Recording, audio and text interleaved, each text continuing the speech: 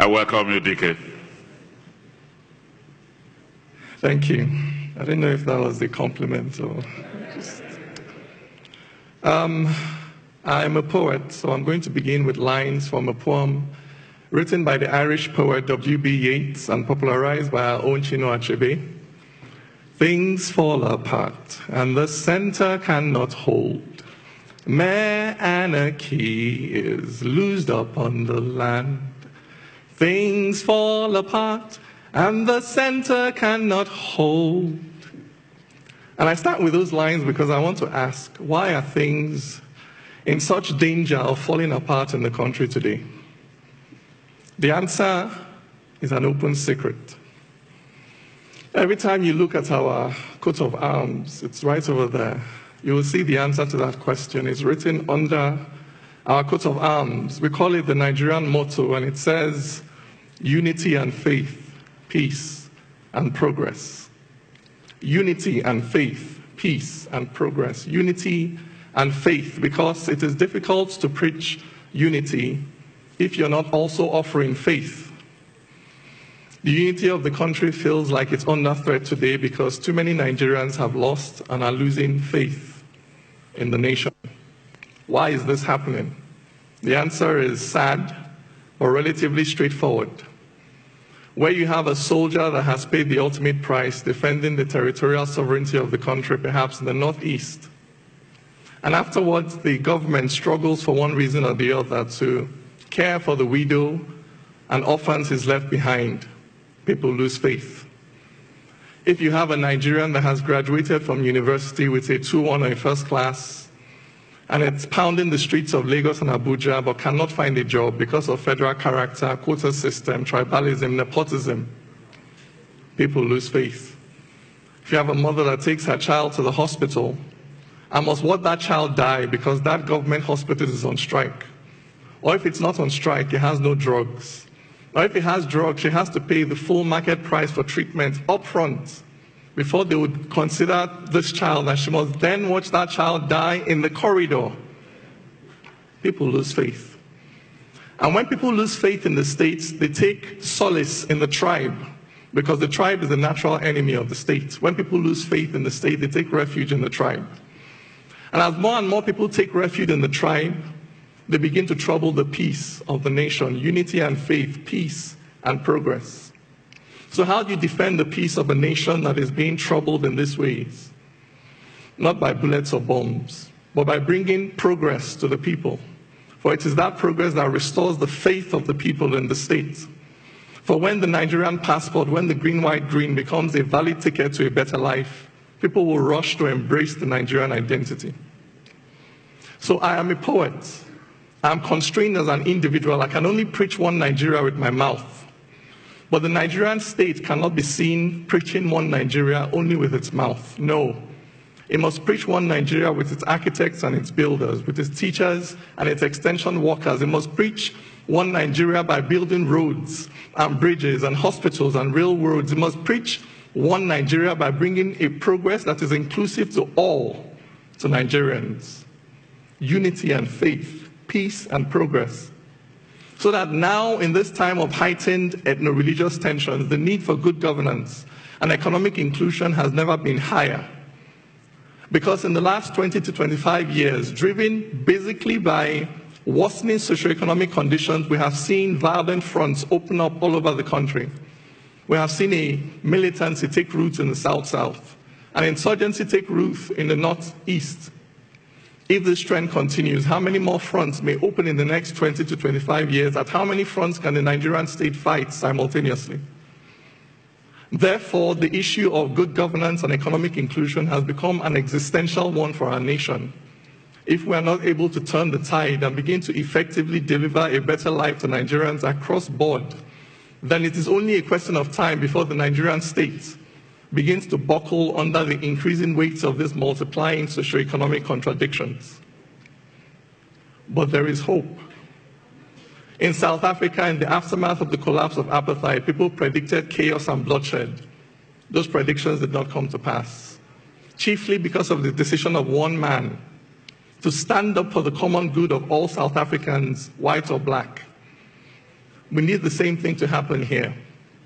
We need our government to commit to stand up for the common good of all Nigerians, regardless of faith, tribe, political affiliation.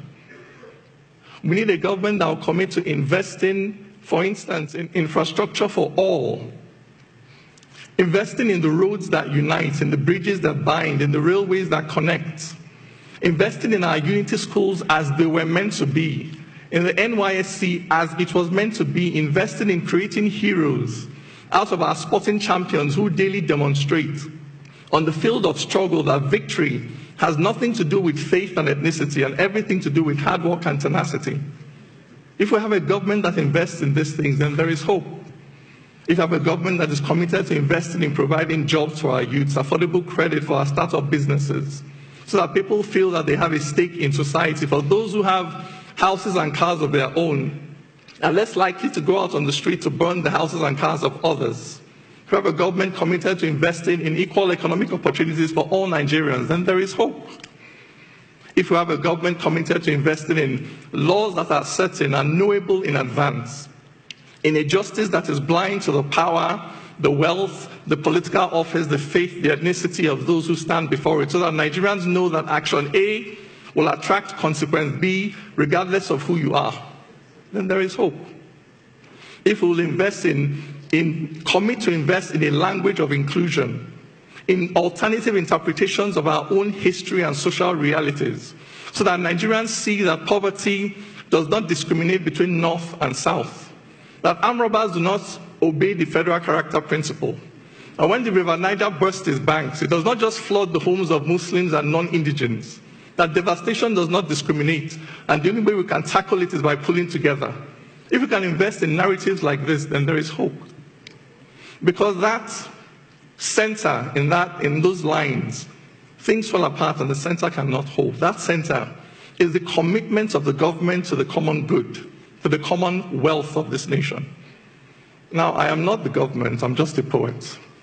So I can only contribute my poems to this struggle for economic inclusion, for social justice and national integration. So I'm going to leave you this morning with a poem titled, The Wall and the Bridge. If a white man turned and called me nigger, my blood would boil in righteous anger, for the evil of discrimination is clearly established when a white man tries to treat me like rubbish.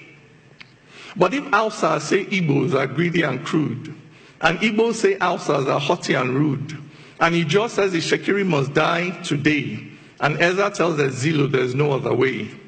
If Yorubas declare it is Awo or nothing, and we use federal character to share everything, so before you can even smile and tell me welcome, you must first ask me where my father is from.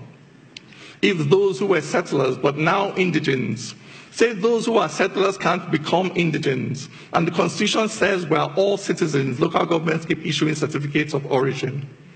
If my brother passed JAM but can't go to uni because he is Tiv and he's not Kanuri, and UniMaid has a quota for its catchment area, so he must go back to Benue or wait 1 more year.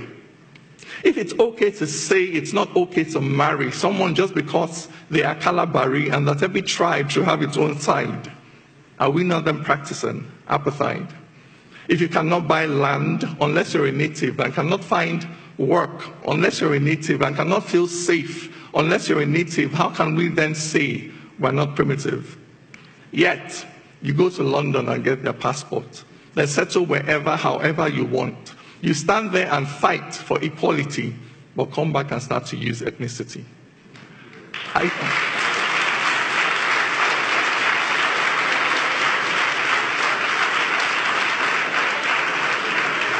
I don't get the logic of thinking it's different to be tribalistic and then to be racist. If you're happy to judge him just hearing his name, whatever you call it, my friend, is the same. Where there is no courage to cross this divide, where there is no faith to look deep inside and stop judging accents and surnames and dressing, this fire we're quenching will only keep burning. Which nation can stand dividing its people? How can one build on foundation so brittle? If we cannot see ourselves in each other, this journey ends here, we're going no further. For when God made man, he gave him no facial marks. He did not make Bagi, Okun, or Angas. As sure as a black man is just like a white man, no culture is older than being human. This